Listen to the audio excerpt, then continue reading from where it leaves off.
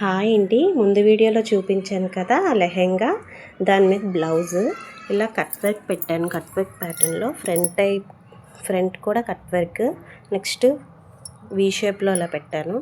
Back side కూడా cut work వచ్చిందండి, చూపిస్తాను ఒకసారి చూడండి. బ్యాక్ సైడ్ ఇలా కట్ వర్క్ ఇచ్చాను.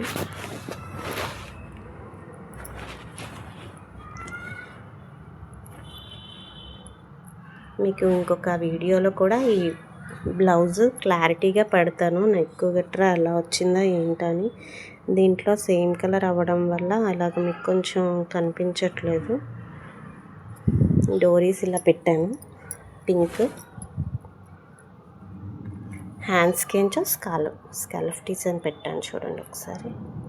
హ్యాండ్స్కి కూడా ఎంత నీట్గా వచ్చిందో.